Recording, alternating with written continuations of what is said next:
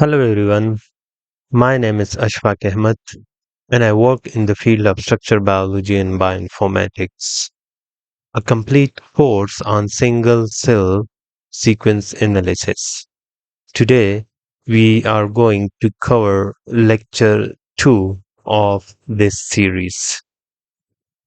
If you haven't watched the lecture 1, so please see the description section of this video and where you can find it. I strongly recommend to watch the first lecture of this series. So let's move on. Okay, in today's lecture, we will cover about the quality control and normalization. In my previous lecture, I mentioned like the first step is to download the dataset. So here, let's say you downloaded the dataset. Then after the download, we have to pass the quality control step. The quality control step means the normalization and some other things. We will discuss it here. This lecture is only will only deal about the quality control and the science behind the quality control, that why we are making certain steps and how we are making certain steps. So it will also help us in decision. So a short title of this quality control and normalization means like that say that why we will need to throw out some of the cells from our dataset and why we will keep some of the portion or some of the cell in our dataset, and what will be the decision or the deciding factors for the quality control. So why bother with quality control? If you do not bother, that means there are higher chances of garbage in and garbage out. If broken or low quality cells slip through, they don't just disappear quietly. They may appear show up later as a fake cluster and look, and you will feel that this is kind of real biology, but actually it is a technical noise.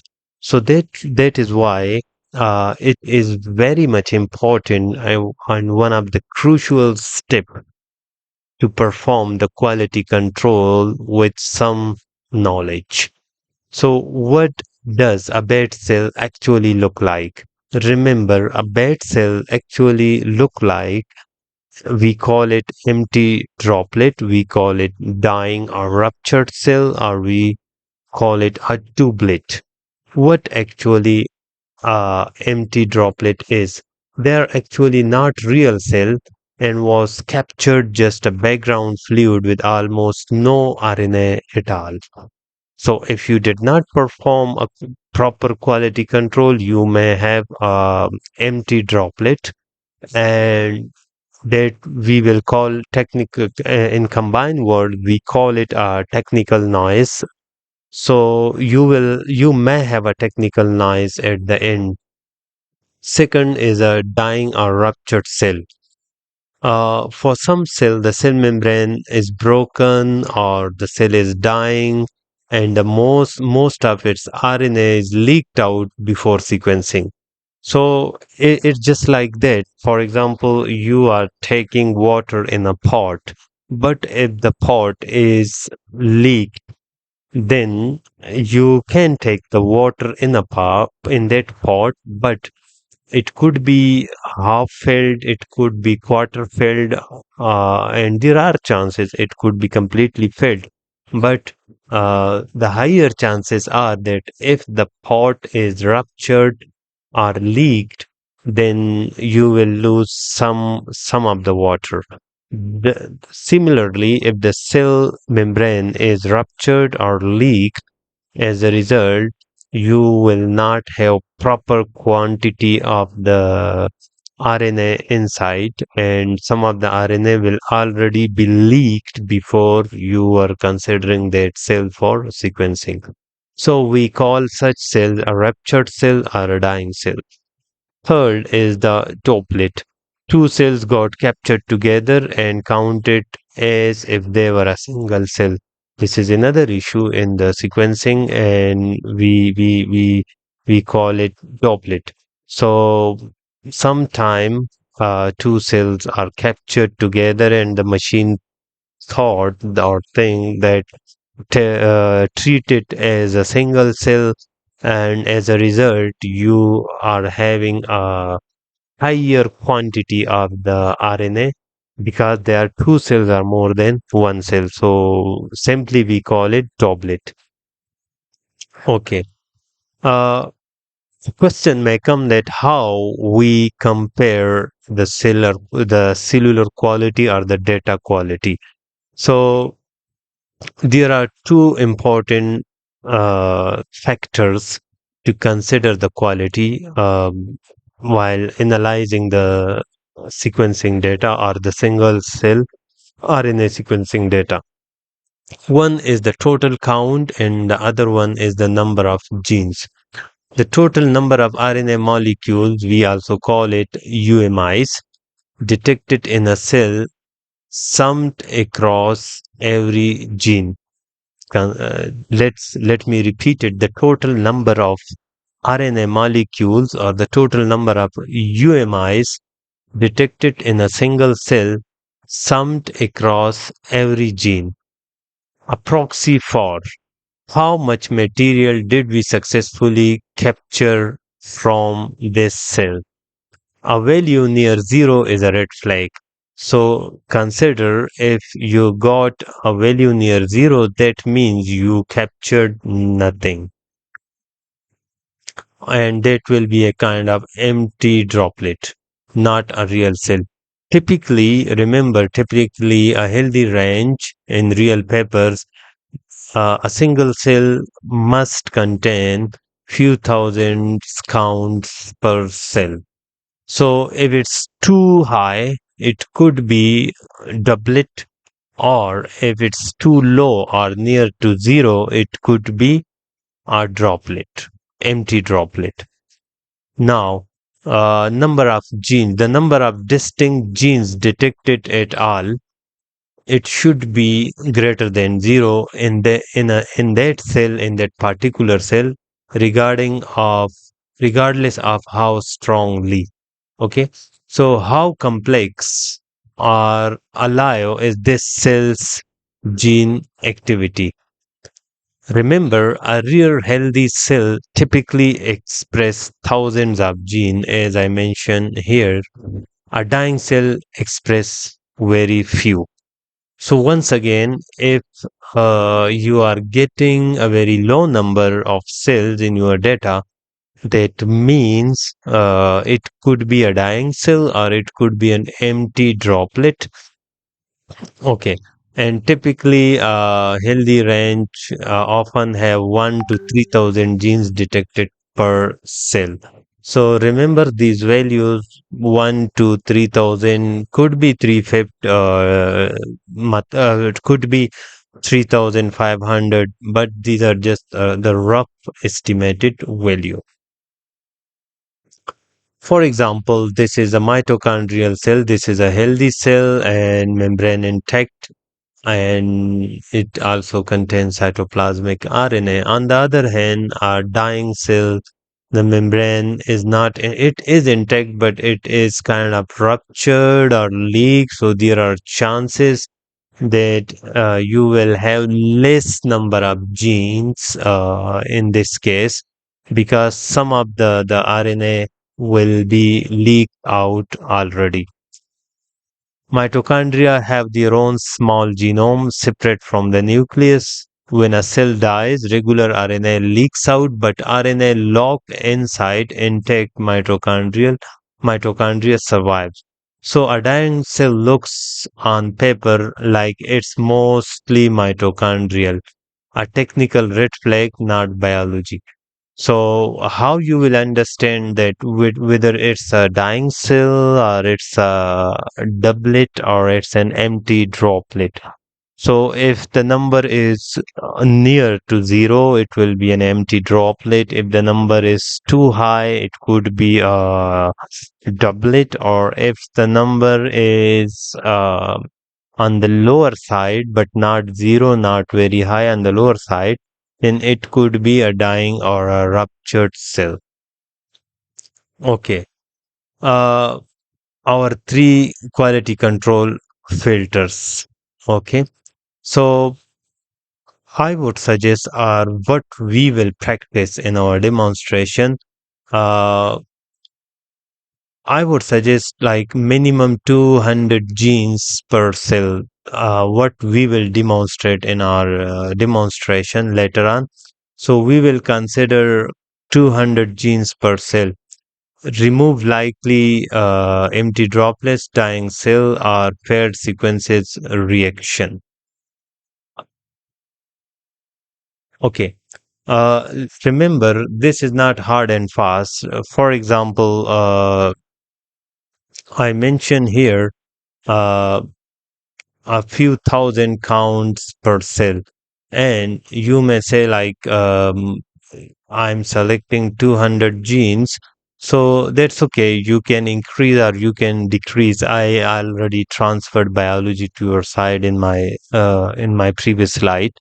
Now remove genes that are essentially noise, detected in almost no cells at all. So, for example, this is also very much important.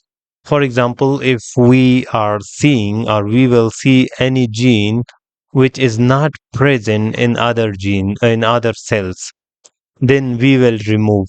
Why? Uh, it could be noise. For example, we have 10 cells and only in one cell there is a particular gene pop up. So there are chances that it is actually a noise or it is maybe kind of a dying cell. So that's why what will be our criteria?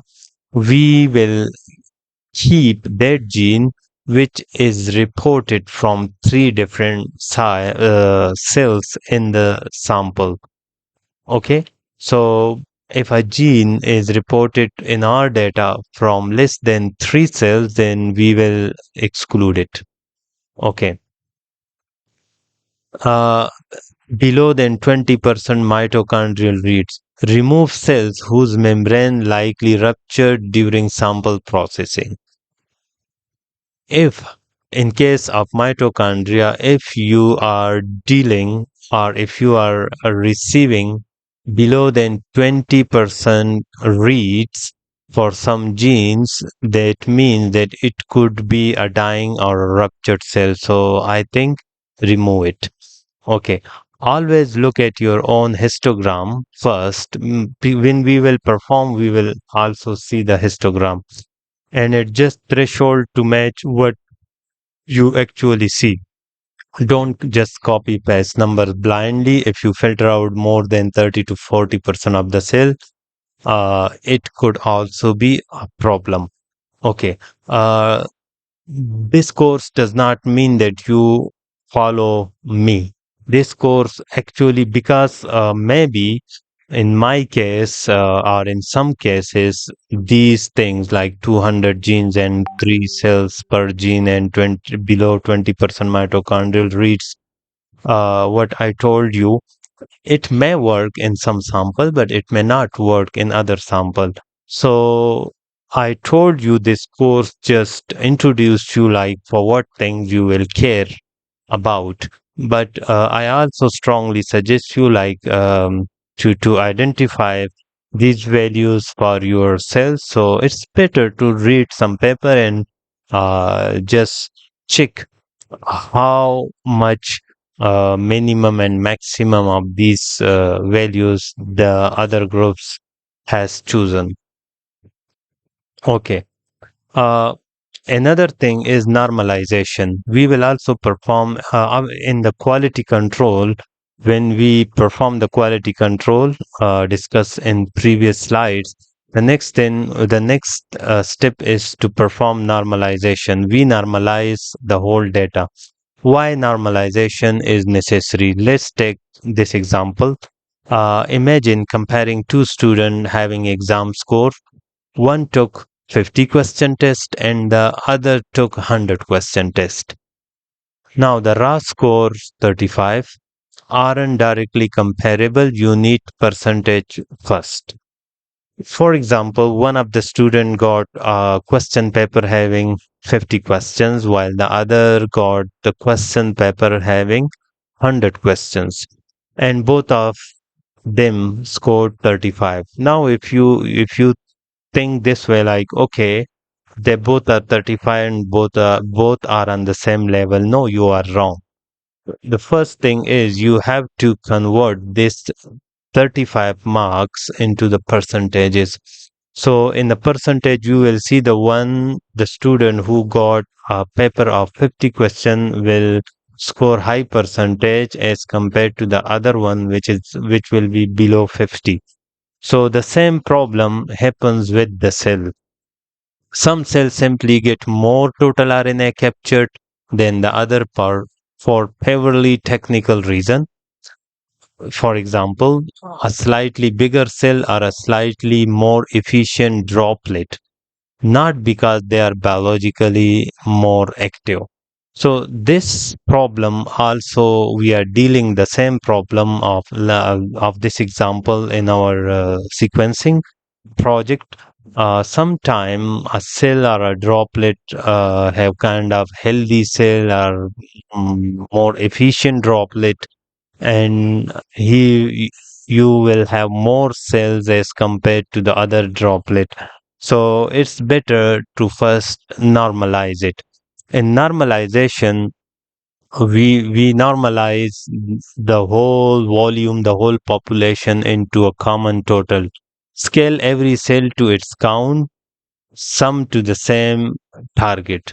For example, 10,000, putting all cells on the same scale.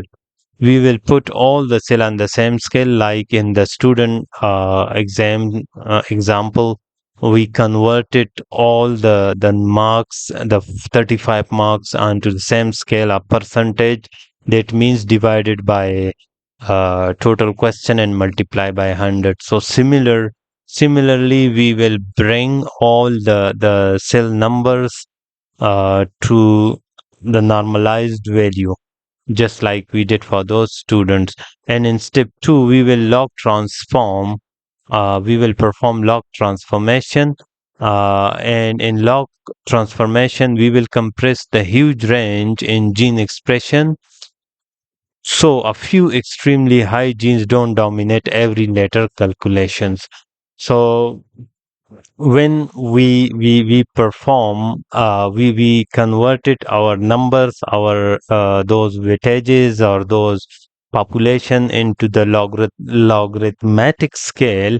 So all the things will be comparable, like you will not see so big jumps and so big smaller jumps or so bigger jumps, which was very evident before normalization and log transformation.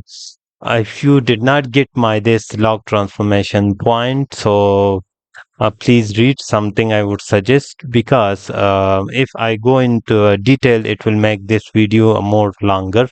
So that's why I will leave it as it is. So that was all for the lecture 2. We covered the quality control and different factors, and we covered the normalization and what step we will follow in the normalization. Now, after that, we will cover lecture 3. Stay tuned on this channel, and if you haven't subscribed, I would suggest you to subscribe this channel. Be happy. Bye bye.